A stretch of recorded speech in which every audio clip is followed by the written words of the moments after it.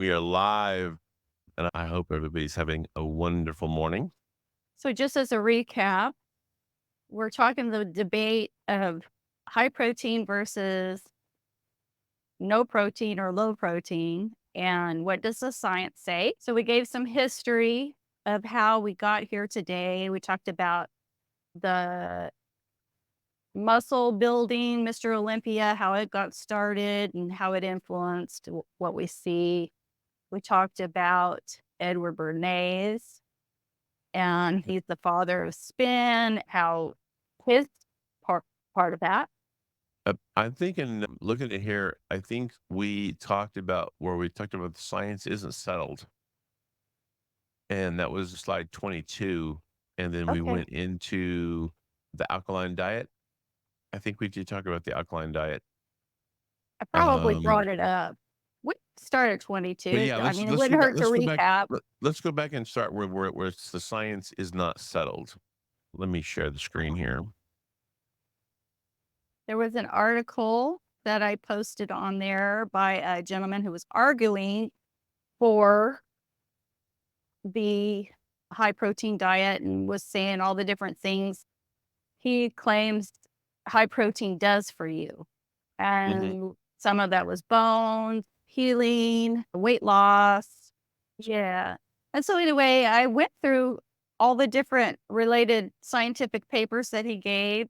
Most of them did support his argument, but to be honest with you, there were a few on there. I'm like, this doesn't even support what you're trying to say. But Now, are you talking about somebody that was in the chat, or are you talking about no, I'm somebody? I'm talking about the if you go back a few slides, you'll see a guy who had I had posted his argument for high protein and what all the different effects that it does on the body. Okay.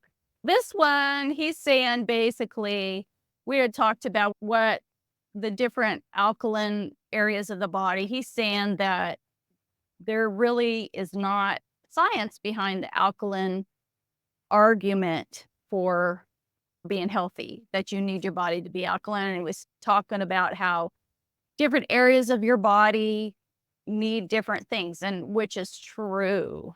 We talked about the stomach obviously has to be acidic to be able to break down proteins and to start the whole digestion process.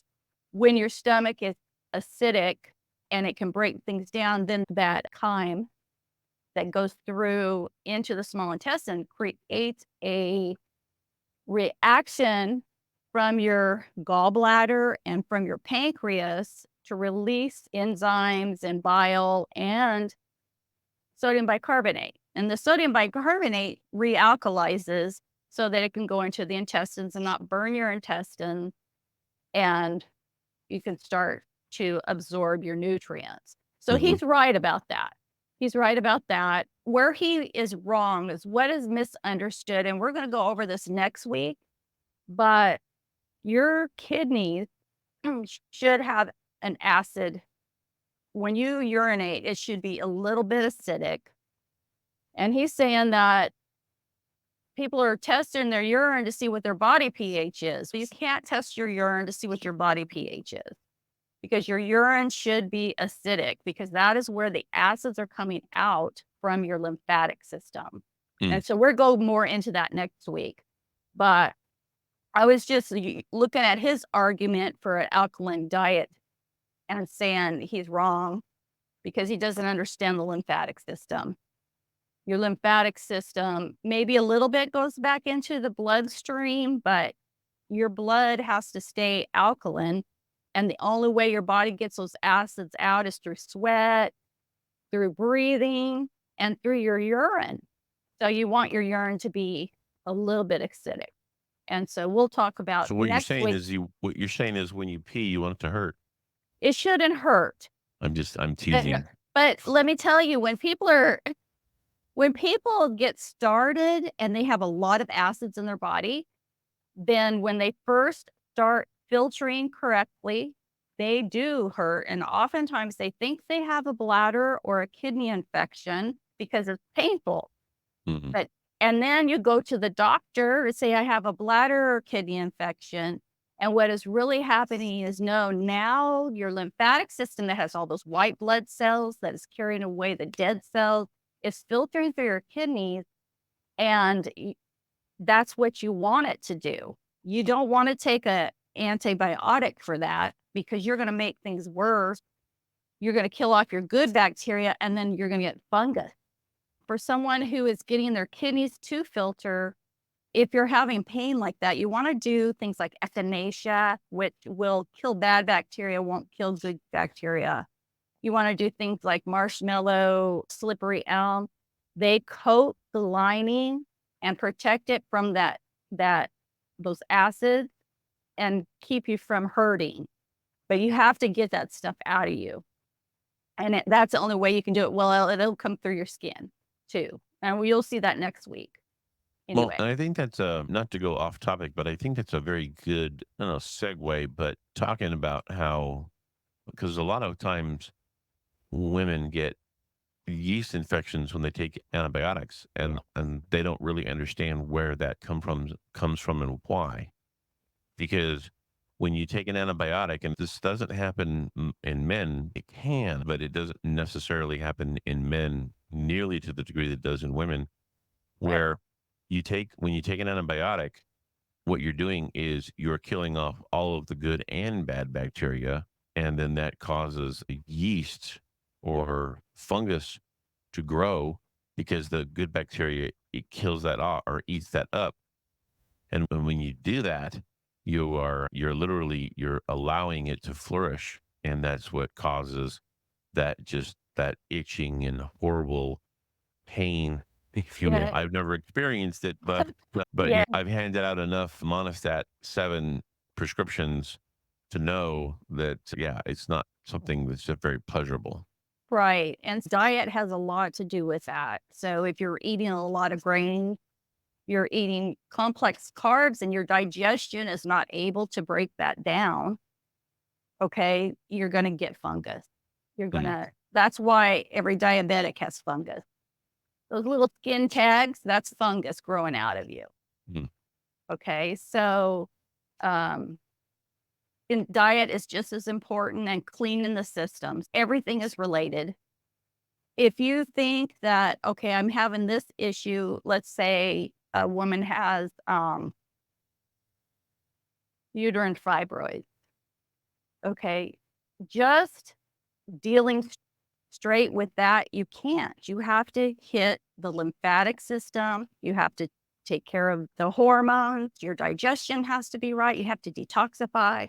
All that is related. And Mhm. that's why you have to look at the whole body.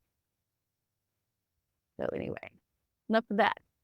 Okay. Yeah. Whole body. I just thought that was, I don't know. I always try to find little areas that are, even though they're not necessarily the primary topic, it's a good opportunity to address something that maybe a lot of people don't necessarily understand why it happens, and when it Right. happens a lot. Yeah, that's great. You're good at that too. So, I'm down target.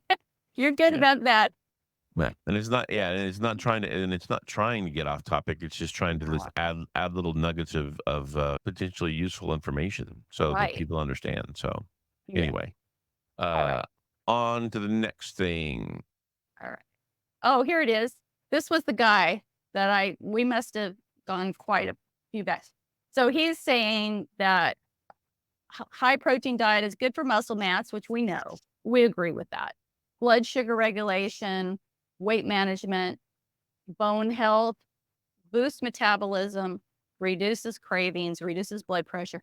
I think we've gone through this and I went through some of the arguments of why the science is not settled and found some research papers that debunked a lot of this. Okay. So we've already been through this part. Okay. The Well, muscle then we'll go to mass the, we are going to agree with. The blood sugar regulation, it seems to be only for a certain period of time that adding that and maybe lowering, they always talk about lowering your complex carb, which I agree with because grains are just, they're harder to break down. You're, and it stays in you longer and then it creates fungus and it's just a big thing. and that's why don't eat, when you eat things like that, I used to say, oh, don't eat sugar. Okay, that's a good start, but there are things that you can eat that are that essentially convert into sugar in your body, and grains, and I don't know, donuts, Oh, yeah. think I just say stay off processed foods. That's what your dad used to right. tell me. Just Mhm. stay off processed food Right. and you'll be good. Just use a little bit of grains. If you're a healthy person, you can eat a little bit of everything and be fine and your Mm, digestion's good. But if you're somebody who is struggling with trying to get past anything major or anything that's been chronic, you cannot do that. You have to alkalize the body. right. And despite what we're told about fruit is very easily used by the body. The Mhm. sugar in fruit goes right into the cells and your ATP needs sugar. Your brain needs sugar. Right. I think we've already done this slide. Okay. Yeah, we did this one. Okay. Those people were vegetarian bodybuilders. Oh, that's right. Okay. Yeah, Alright, so I remember that now. Yeah. Now that's ringing yeah. a bell. Okay, and then the protein for the diabetic, there was the argument for both. So both sides of it. Weight management, it seems to be only for a short period of time, 6 months. All right. Okay, next one. And then we looked at the bone health one. The one on the left said that high protein actually created more of a problem unless somebody was taking calcium and D with it. And then the one on the right said the best thing to do is get your protein from vegetarian sources because Oh, it actually, the animal protein causes more of a incidence of hip fractures in women. So, really? yes, Interesting. Okay. Now, is that do you agree with that? here's my thing. I think that we can have protein. We can eat animal protein if you're healthy. But you have to be, if you're a healthy person, you have to be well balanced. If you go way off over here or way off over here, you're going to get out of balance. Protein, animal protein especially, leaves an acidic ash. It's a nitrogen leaving mineral, is nitrogen. And nitrogen is very acidic. That's why it causes your muscles to grow. If you put it on plants, it makes the green grow, right? So nitrogen makes muscles grow, obviously, but it makes everything else grow too, Hmm. right? So if you, it brings on that acidic ash and then clogs up the lymphatic system, breaks down the kidneys. And anyway, so I Right. don't know if we did this one. I'm going to read it just in case. Go High ahead. protein diet boosts metabolism. So the one on the left says there is a convincing evidence that a higher protein intake increases thermogenesis. Thermogenesis and satiety compared to diets of lower protein content. The weight of evidence also suggests that high protein meals lead to a reduced subsequent energy intake. Some evidence suggests that diets higher in protein result in an increased weight loss and fat loss as compared to diets lower in protein. The findings have not been consistent. Although recent evidence supports potential benefit, rigorous long term studies are needed to investigate the effect. Basically, we have not been on this high protein diet thing long enough for them to really know. There's a lot of conflicting information.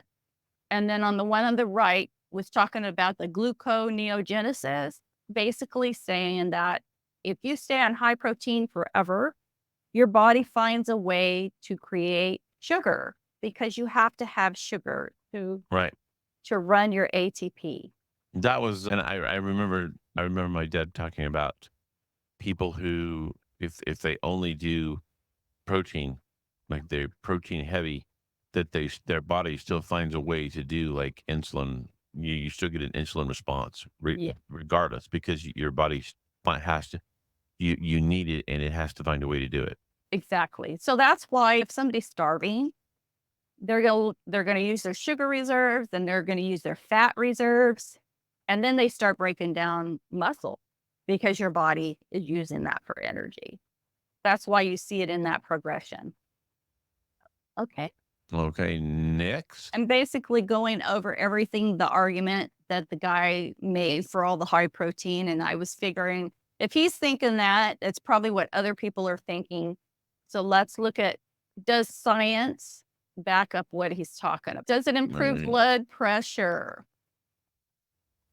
Okay. The yellow one on the left says high protein diets increase cardiovascular risk by activating macrophage mTOR to suppress mito- mitophagy. I'm not sure how to say that, but basically, what is it? uh, Where is it? the one on the left, mitophagy, mitophagy. Basically, it's keeping your inflammation down. So this is what the body has to do when we increase high protein. Prolonged feeding of the high protein Western diet, 16 weeks, continued to result in significant increased lesion areas and plaque complexity. Extensive prior work by us and others have revealed a progressive dysfunction of autophagy in macrophages of the I think it's my atherosclerotic plaque. it's autophagy. Autophagy. Okay, that's good. Yeah. Yeah, I think it's autophagy, and I'm Okay. looking. Oh, yeah, mitophagy. Yeah, it's mitophagy and Mitophagy. autophagy. Yeah, Okay, great. Thank you.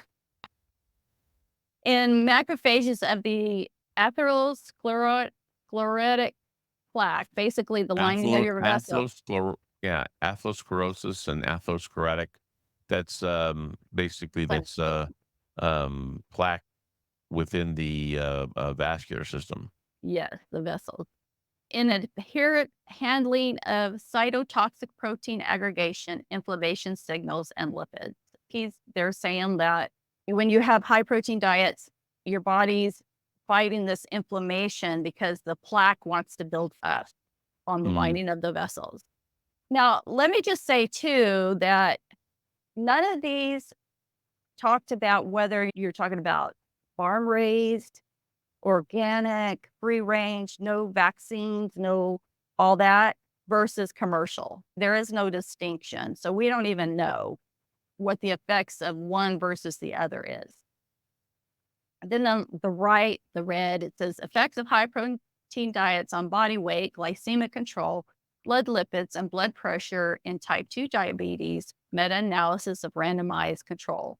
So this is just a bunch of them. They got together and said, what does the science say? Looking at all these together is a summary.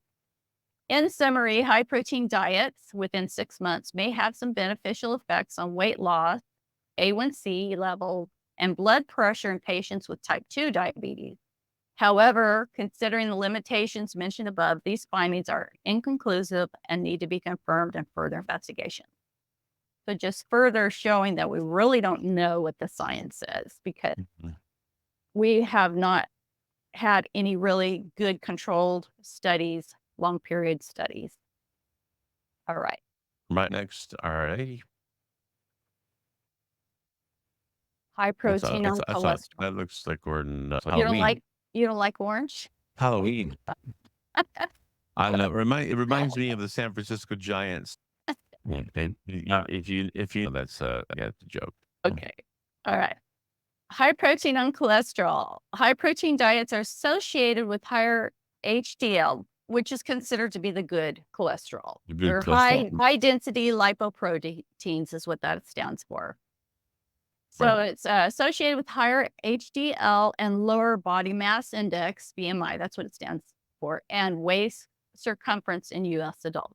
So there was a positive association of habitual protein intake as a continuous variable, and it's a controlled group basically. Take of continuous variables and that word of habitual protein intake with HDL cholesterol in all subjects. And when subjects were stratified by weight classification, their conclusion was Americans of all body weight typically consume protein in excess of the recommended daily allowance. Higher protein diets are associated with lower body mass index and waist circumference and higher HDL cholesterol compared to protein intake at recommended daily allowance levels. Our data suggests that Americans who consume dietary protein between 1 and 1.5 grams per kilogram of body weight potentially have a lower risk of developing cardiometabolic disease. So that's pro protein on the left. And then the one on the right says, when it comes to cholesterol levels, white meat may be no better than red meat, and plant-based proteins beat both. The study found that LDL, so those are the little ones, and we need those, but when we have too many of them, then they clog up our lining of our vessel, because those go in when you have an injury in a vessel, it'll fill that little spot. Right. So if your vessels are got a tear or whatever, that's what those are for. But when you have too many of them, then they get clumped together and they cause backup and pressure in the system and all that kind of good stuff. So the study found that LDL, low density lipoproteins, cholesterol was significantly higher after consuming red meat and white meat diet compared with a non-meat diet. The result was found regardless of whether the diet was high or low in saturated fat, though the high saturated fat diets had a larger harmful effect on low density lipoprotein cholesterol level than the low saturated fat diets. High density lipoprotein cholesterol was unaffected by protein source. All righty. See, this is just proof, guys, that you don't need to be experts when you're doing this. You don't need to know all of the technical terms. You just need to get out there and just do it. We are Yeah. not high tech here, but that doesn't mean that we don't know what we're talking about. Yeah. Normally I'll go, if there's a word that I don't know, I'll look at it. But this was a lot of research. Mhm. And I was just trying to get it together because it took days to get and find good articles. And we don't rehearse this beforehand, obviously. But just know, just because we don't rehearse it and we don't know what certain words mean doesn't mean that we're not providing good quality information. We just may not understand the scientific terms and the big words that they use. Although, I don't. Did you know that my sister used to call me Mr. Big Word? No. Okay, Mr. Big Word, because I used to always love to talk about. I used to always use. I loved like learning new words and using them in sentences and stuff. That's like what I've always loved that. And so she used to call me Mr. Big Word. Uh, But anyway, hey, it's what, I don't mind. It makes me sound smarter. So yeah. anyway, all I right. talk on a fifth grade level. Yeah. On to the next one. Yes. Protein helps repair after injury. Okay, so the importance of patients' nutritional status in wound healing. So the one on the left says protein deficiency has been demonstrated to contribute to poor healing rates with reduced collagen formation and wound dissident. High exudate loss can result in a deficit of as much as 100 grams of protein in one day. This subsequently needs to be replaced with a high protein diet. Then the article on the right says energy expenditure and protein requirements after traumatic injury. Traumatically injured patients are usually catabolic, meaning they're breaking down themselves. They're breaking down cells. But protein needs after traumatic injury continue to be debated. Some suggest that 1.5 grams of protein per kilogram body weight is adequate and that any additional protein is simply oxidized, adding to the nitrogen load to be excreted. So there you have some backing up on that nitrogen idea of protein. And Right. that's, yeah. All right. Next. Do high protein diets hurt the kidneys? And next week, I'll talk about that. But yes, it will hurt your kidneys. That's my observation and experience. To the left, high protein weight loss diets and purported adverse effects. Where is the evidence? Historically, dietary protein restriction has been recommended as a therapeutic approach for delaying the progression of chronic renal failure. However, renal meaning kidneys. Okay. However, as pointed out by Eichlizer, it is important to reassess the applicability of this approach. Indeed, the results of the largest randomized clinical trial, the modification of diet and renal disease, did not demonstrate a benefit of dietary protein restriction on progression of renal disease. Further, chronic renal function patients have been shown to require a protein intake of 1.4 grams kilogram a day to maintain a positive or neutral nitrogen balance during non-dialysis days. And even this intake may not be adequate for dialysis days. Okay. So that we can see that obviously protein has an effect on the kidneys simply because they're talking about it when it comes to dialysis, right? So a lot of times they tell you what to eat, and most of the time they don't want you to eat things that are going to be good for you because they are trying to control and make their job easier for themselves for when people go in for dialysis. Try your very darnest not to get on dialysis. Do everything you can. There are things you can do to heal your kidneys if you're willing Hmm. to do it, but it takes some digging in. Anyway, let's go to the right side. Speaking of healing, if I finally got my machine up, the Brown's gas, Huh?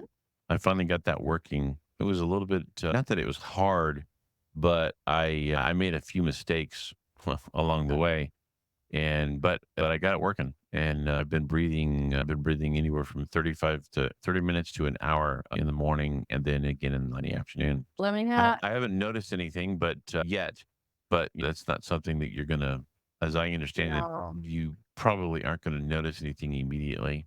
The no. one thing that I haven't been doing that I need to do is I need to drink the water. Mm. That's what I haven't been doing, but I'll begin to do that Healing takes soon. time. And that's one of the things that people need to realize is that true healing, you're not going to have it overnight. Now, you can take supplements that are going to help you with symptoms. They're going to affect you just like a pharmaceutical will, and they're going to help you with your symptoms. If you actually want to heal tissue, you have to detoxify, you have to get the acids out, and then you have to continue to eat good. And then when you add supplements on top of that, then you can start to actually heal and reverse chronic or reverse disease. Yeah, and that takes time because you figure they say a body replaces all its cells in 7 years. So if you did everything perfect over 7 years, you should have a really awesome, outstanding health.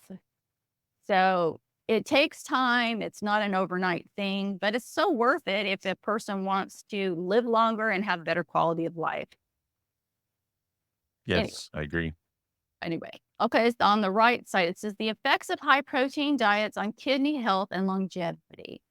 Although high protein diets continue to be popular for weight loss and type 2 diabetes, evidence suggests the worsening renal function may occur in individuals with and perhaps without impaired kidney function. High dietary protein intake can cause intraglomerular hypertension. So, those are the things that are in your kidneys that actually filter, and protein urea. So, you have too much protein. So, basically, the protein gets in there, it causes a pressure and causes injury to those little filters in the kidneys. It is possible a long-term high protein intake may lead to chronic kidney disease. And that has been my what Contention. well, not just my contention, but my experience, Mm. because that's what happened to me. And if you have kidneys that aren't filtering, you're going to have inflammation, you're going to have swelling, you may have low back pain. This could lead to other things because wherever your kidneys are, if your kidneys are inflamed, that puts pressure all around the female Yeah. organs, the male organs. You're going to have prostate issues. You're going to have bladder issues.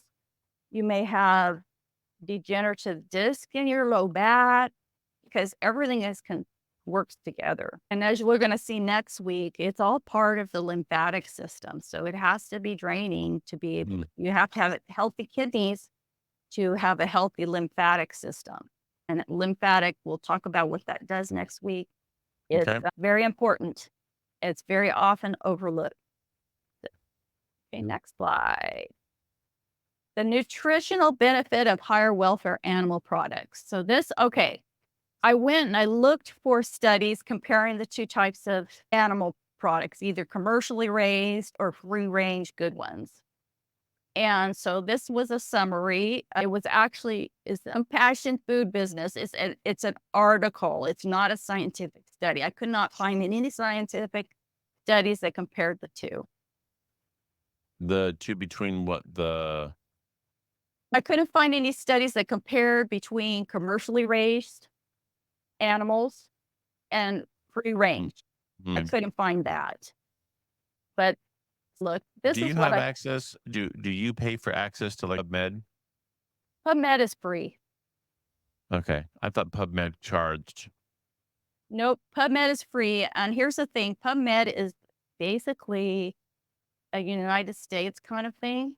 Mhm. And most of their articles people need to understand are going to be pro pharmaceutical. Right.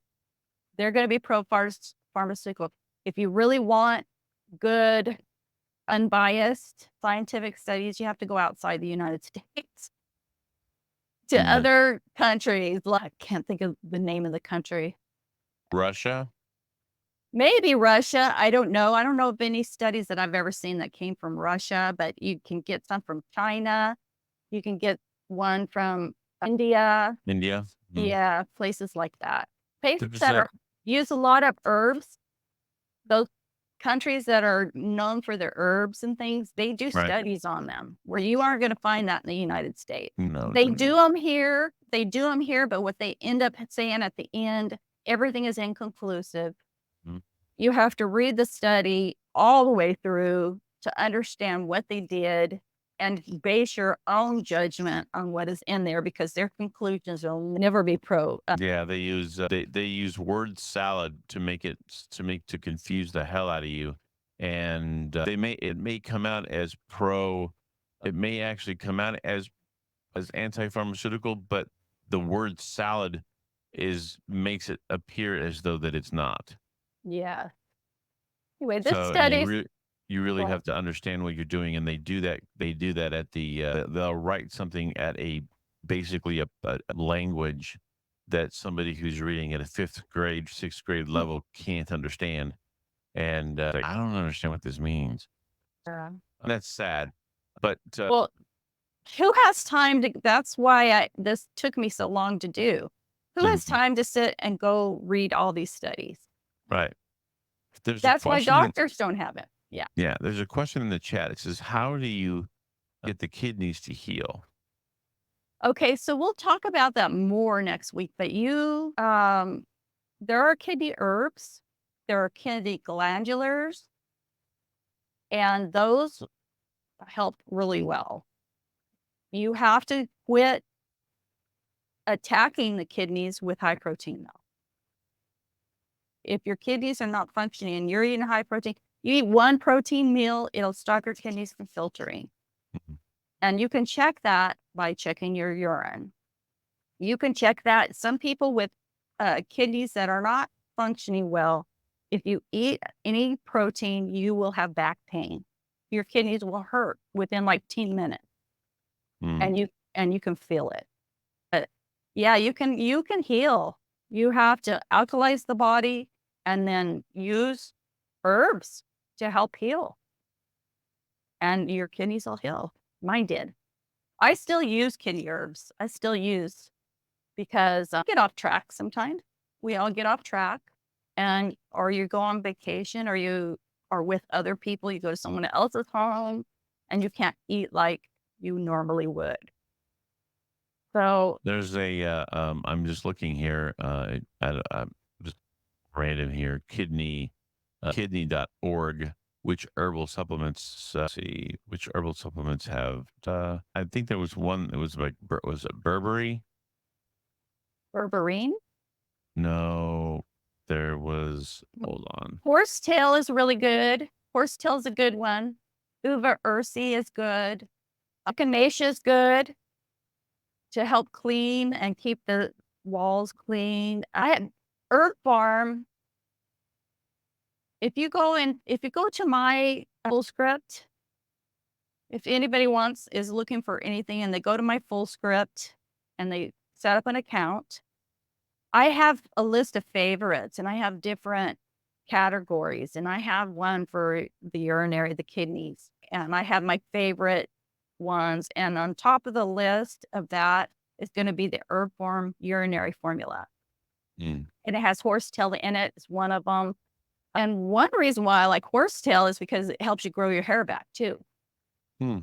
Yeah, it helps hair grow. I used to be very thin right in here because I was going through all kinds of hormone stuff, and then I was just not healthy from eating too much protein. So I was starting to lose my hair. My hair is all filled back in again. Hmm. So you can grow your hair back if you're losing hair. The horsetail is good for that. Actually, another good one is a common weed. What is the common weed we get in our yards? I can't think of the name of it. Mm, I don't. Dandelion. Okay, Dandelion. dandelion, thank you. Dandelion. And you obviously don't want to use that if you've been spraying chemicals on it. But you guys, most of the good herbs are weeds. And there's a reason for that because they're prolific and they're strong and they help you. So dandelion, you could take dandelion and you can get tea out of it, or you can chop it up into little pieces and make your own tincture. That's really healthy. It's got a lot of minerals in it. You could eat it in salad. For most people, once your kidneys are not filtering, though, it takes a while. Kidneys are one of the more difficult things to get moving. And if you're already healthy, the dandelion will just help you stay there. If you're not healthy, you might have to dig in a little bit more. And we'll talk about some ways to do that. Anyway, Some of the things that I have taken, well, one that I took was the Claire Labs. It was the berberine, Berberine. okay. Um, what's that? I, I think berberine is also good for it's actually berberine, I believe, is a part of a plant. See, for me, I would rather see you take a whole herb that has berberine in it Mhm. because you get the effects of everything. We play with chemistry, we get out of balance. So if we let our bodies absorb and let all the nutrients that are in the plant that are supposed to be there together, then it if we're low in one thing, it'll bring it up. If we're, low in another, it'll bring that up. And we want it to be equal. We don't want to have too much of this and too much of that. Right. So if we get everything in a whole food, that's why in my store, I don't recommend isolated ingredients.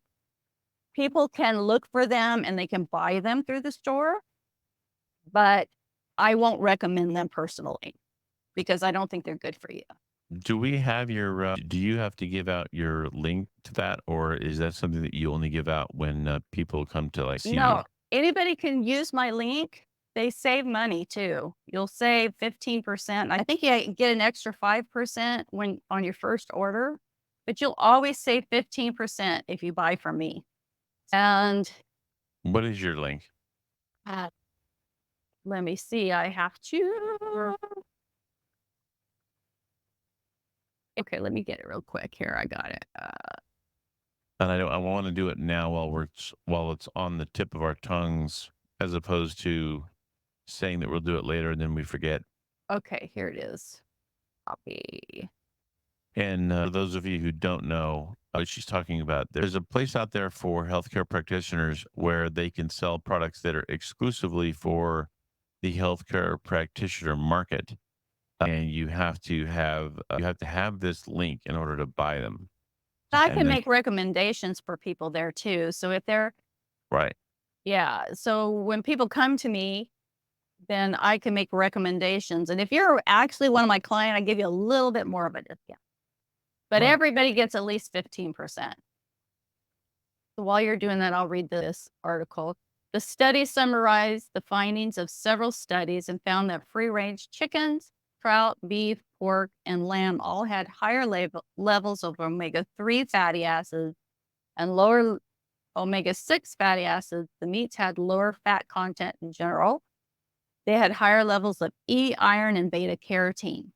So basically, omega 3s, we consider that the good fat because they reduce inflammation, and omega 6 raise inflammation. And our body need a little bit of omega 6s because when we have a cut or injury, that's what the body uses to send in the army basically to help Mhm. heal. But when we have too much omega 6s, then we have inflammation all the time, and we don't want that. Vitamin E is important in energy production of in your blood. And then, of course, iron and beta carotene. Beta carotene is basically an A. All right, let's go to the next slide. And Well, that's some brightness right there, boy. I was having fun playing around. Antioxidants are man made or natural substances that may prevent or delay some types of cell damage. Antioxidants are found in many foods, including fruits and vegetables. So that's from Medline Plus. That's their what they say antioxidants are. So I say you always want to get yours from a natural substance, not a man made one. Because Mhm. when they make it in the factory, a lot of times, you guys, that's from basically like petroleum and byproducts of manufacturing. So basically, they're taking those molecules and they're throwing them together to create a molecule similar to what would be in your food, but it actually doesn't even sit the right way. It sits counter to what an actual food substance would be. So they have a different rotation. So it would be like, okay, you have 2 gloves, you have a right-handed glove and you have a left-handed glove, and your right hand, you put the right-handed glove on. But if you put the left-handed glove that doesn't go it has all the fingers, right? But it doesn't Mhm. fit quite right. And that's why I recommend always getting yours from a food or a whole herb, not from manufactured chemicals. So Yeah. antioxidants and meats versus plants. This one is Yeah, there we go. so Um, antioxidants are what help your body carry out the toxins. They're oxidants, right? So oxidize you. If you think of oxidation of the cells, just like you oxidize some metal, it gets all rusty. So basically, whoops. yeah, I'm gonna go back and redo that because there was one thing, because if you, what you were saying is that's a link, I want to share that link Well, in they're all the I'm same gonna link. share I that mean, link. So it's just the link. All of them, Ron, every slide has the link to it, to what I'm to the information that I've given. That's all it is. So I'm all right, just the red ones are the is where I are the sources. Yeah. gotcha. Yeah. I'm So I still put gonna my share that. sources in the okay. I'm still gonna share that link in the not the description, but I shared it in the top Chat. comment. 'Cause if it's a link, because this isn't a link and this doesn't gonna it's people can't click on the link and on the screen. Made it so that people could do that on the screen. Okay, let's go back. Can we go back to the one before? Yeah. There. Yep. Yeah. So Yeah. antioxidants and meat versus plants. The first one is meat. Meat has imidazole dipeptides, which are abundant in meat and fish, are substances produced in bodies of various animals, including humans, and have been reported to be effective in relieving fatigue and preventing dementia. Those are some antioxidants that are in meat, but we also make them. Our bodies are supposed to be able to make those. And then if you go down to the bottom, beef is a rich source of several antioxidants, including selenium, zinc, and vitamin B6 and 12.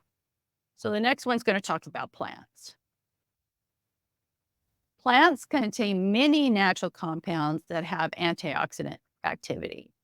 These compounds can be categorized into vitamins like vitamin C and E, polyphenols, which are flavonoids, phenolic acids, stilbenes and lignans, and terpenoid groups. Fruits and vegetables are rich sources of vitamin C and E.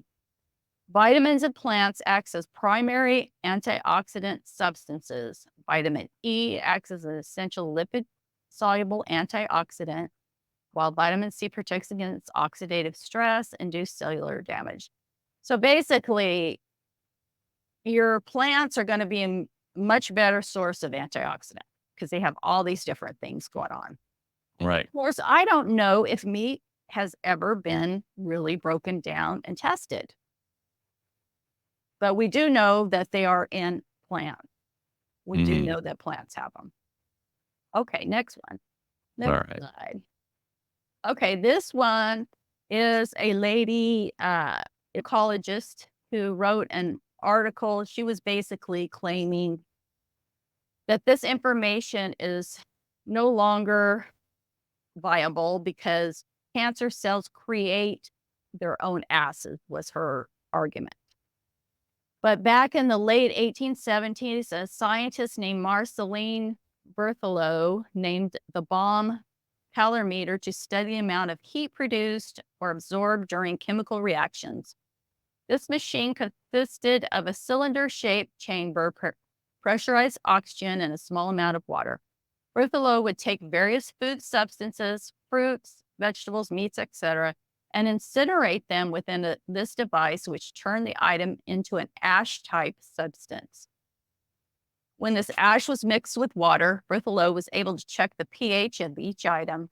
What he discovered was that the items with a lower pH were more, with a higher pH, more alkaline, were plant-based items such as fruits and vegetables, while those with a lower pH, more acidic, were meats.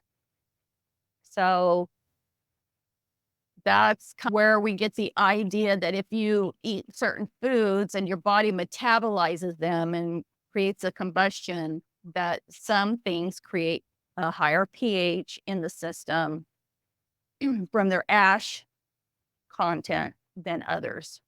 Gotcha. Yeah. Then in the Okay. early 1900s, a Nobel Prize winning Dr. Otto Warburg suggested that cancer cells live in hypoxic, very low oxygen and acidic conditions and derive energy from sugars by fermenting them the way yeast does. From this, he theorized that these low oxygen and highly acidic conditions caused cancer.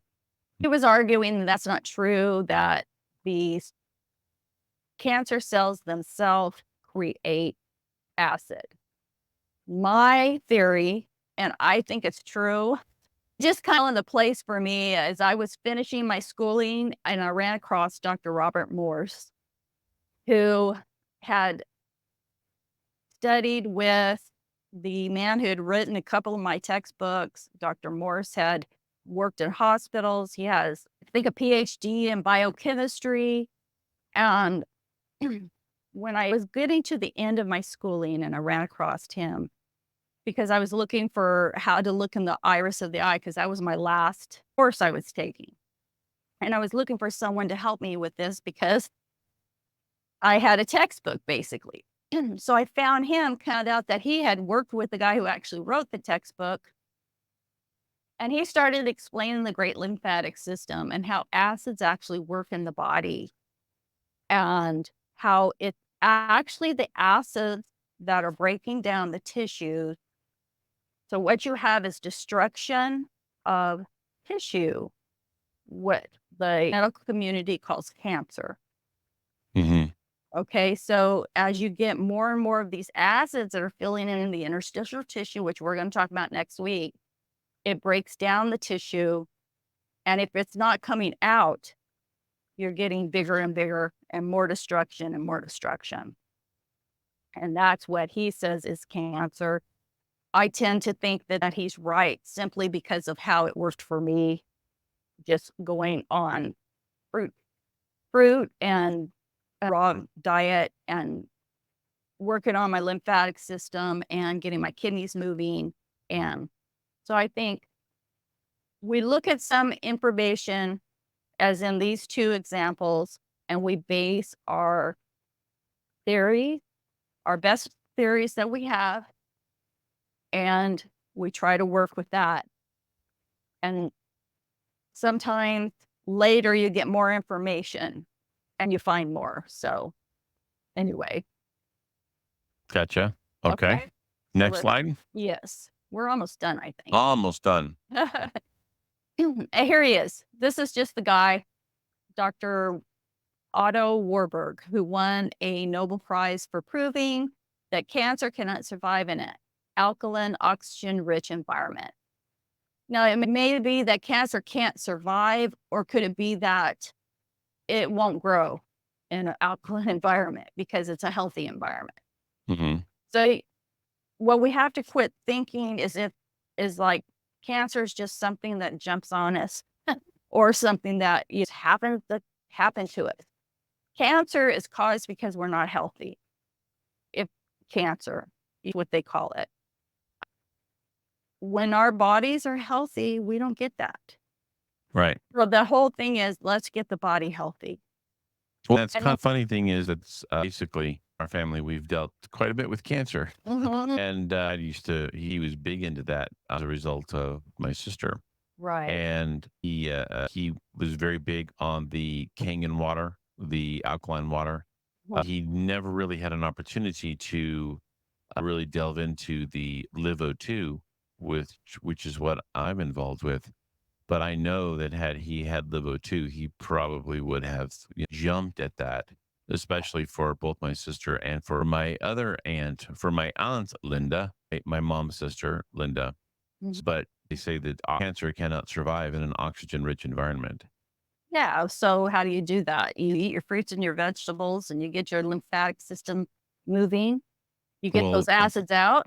that's true. You Yeah. can do that. You can do that. But what they do what they do from an external standpoint is they use the chambers, Yeah. Hyperbolic, hyperbaric chambers. hyperbaric. Yeah. But what I've got is I've got the LiveO2, which is have I ever explained the LiveO2 to you? No, I've heard you talk about it a little bit. I'm not I'm going to sure. give you just the kind of tour real quick. So what hyperbaric oxygen does is it essentially it forces you get put into a pressurized environment, and the theory is that it reduces the pressure, reduces the molecular size of the oxygen so that it will get down into the capillary system. All right. So you're using external pressure to force the oxygen down deep into the body. What we do with the LiveO2 and the hypoxic training is with an elevated heart rate and you're breathing a low concentration of oxygen, we have a chamber, or we have a reservoir that collects both toxic air and concentration of oxygen. Standard oxygen levels at sea level are about 21% oxygen concentration at sea level. That's Okay. how much oxygen you have in the air. So what we do is the higher in elevation you go, the lower the concentration of oxygen. So what we have the ability to do is to mimic the how much oxygen you're training at, or what you're doing. So you can have the my particular machine. We can adjust it from anywhere from about 11,000 feet in elevation all the way up to about 22,000 feet in elevation. The 22,000 feet in elevation, you're getting about 9% oxygen. 11,000 feet, you're getting at about 13% oxygen, right? So instead of Well, having to going up to the mountains to train, right, you're you use your machine. correct. Right. You wear a mask. Yeah. You wear a mask, and the oxygen or the air that you are breathing is coming basically the exhaust of the concentrator, because it's taking the oxygen and it's concentrating it and it's putting it into, you're getting it about 80 to it's like 85% of oxygen, right? The exhaust that's kicking out, what we're doing is we're collecting that and we're putting it into another chamber, and you're toggling between breathing between those two chambers. So you're breathing the oxygen at the low level, which is about, like I said, it's, you can adjust the elevation to whatever, whatever fitness level you are. But I typically do it at about probably 18,000 feet, which is at about roughly 10 to 11% oxygen. And when you do that for a period of time for, 5 to 6, 7 minutes, it gets to be where it's hard because your body is craving oxygen. And what it does is it dilates the vascular system. So you're opening up the body. It's like you take a inhaler to, because you can't, because your body is struggling to breathe with you. If you're asthmatic, you take an inhaler, and when you're opening up the lungs so that you can breathe. Your lungs have a larger capacity for oxygen. Well, same similar principle here. What the Because oxygen is a vasodilator, the less oxygen in the blood that you have, the wider and the bigger the blood vessels get, so that you can get more blood flow through the body.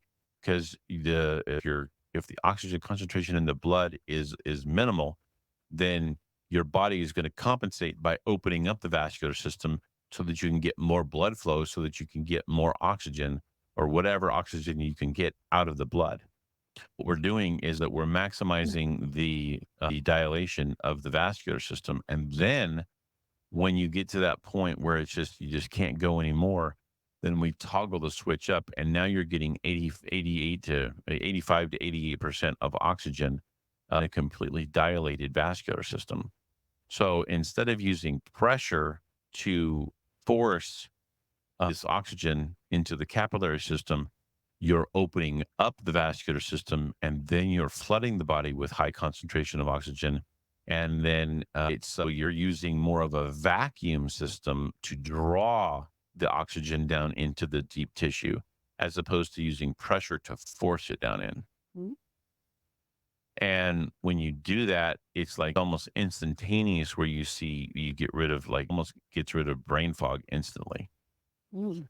And we've had a lot of success with people who had concussions, people that have had dealing with like the onset dementia, things of like, because a lot of that is just you're not getting enough oxygen to the brain. And what this does is this is actually getting oxygen into the brain. And it's a fantastic machine. They use it a lot in the sports arena. Can't mention names, but I'll just say that there was one gentleman who played football was a very successful receiver, and he retired because he had too many concussions. He retired for a year, and then he came back. He came Mhm. back and he played with one of his teammates who had changed teams. And if you understand anything about football, you know who I'm talking about. So he changed teams, and then he came back. He unretired for a year and went to that team that the famous quarterback went to, and Super Bowl. And he credits his ability to come back and play at a high level because of the machine that we used. Cool. And we do a lot with people that are specifically with special operations teams in the military, Mhm. because they're around explosives a lot. Getting into the people that are a little bit more elderly, who are struggling with getting oxygen into the brain tissue. This is something that will help anybody at any fitness level, as long as you can do something to elevate the heart rate. This will help. Cool. So, and it will hyperoxygenate the body. Cool. So anyway, I'll leave it at that. And this is because I'm not here trying to sell that machine. I'm just saying that that is a lot of this and a lot of the technology that is we use. Some of it comes from Warburg, Okay. Interesting. so that's why I was when you said Warburg. Oh, Warburg. All right. Okay, yeah. My experience has shown that high protein diets may show some short-term, whoop, go back. Short-term benefits, but in the long run cause more harm than good, including hurting your kidneys, which I've already talked about. Basically, the Hmm. nitrogen is too hard on it. Come back next week to learn about the great lymphatic system and kidney function. Let's look at some irises and learn how to evaluate the health of the lymphatic system, the kidneys, and see what acids do to the body. That's Okay. next week. Now, oh, It's good too if you have a history of some kind of chronic illness. Feel free to write a letter about it. You send me a letter and tell me. It's good to know what your sex is. Good to know how tall you are, how much you weigh, and what your history is. I mean, it's not absolutely imperative, but I can give you more detail if I right. know that stuff too. Anyway, Well, you have my video on how to take an iris. that to me as well. Okay, I'll send that. Let me see. Yeah, and then we can utilize that, and then that'll show you a kind of bit about what Linda uses the irises for how it'll app. That's actually very helpful for people. Yeah. Okay. You need to know how to do it because there can't get information off of just anything. I can't. Yeah. Needs to be a good clear iris. Okay. Well, next week we'll see you guys next week at the they say the same bat time, same bat channel. I have to be old enough to know what that means. If you are old enough to know what that means, you know that you remember what it was like when we were roaming when we were roaming the earth with Jesus. Yeah, that's obviously just like trying to be a little humorous. Probably fell on deaf ears, but anyway. All right, guys. Well, I'm gonna cut it. We'll go. Anyway, all right, everybody. We'll look forward to seeing you guys next week. And I will be back here in about a half an hour with Roxanne Towner going for part 2 of Operation Gladio. So I will be back here in just about, like I said, about a half an hour. So everybody is having a wonderful day wherever you are in this great land.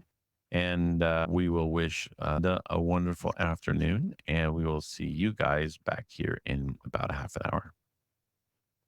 See you later. So Thank you, everybody. have a great day.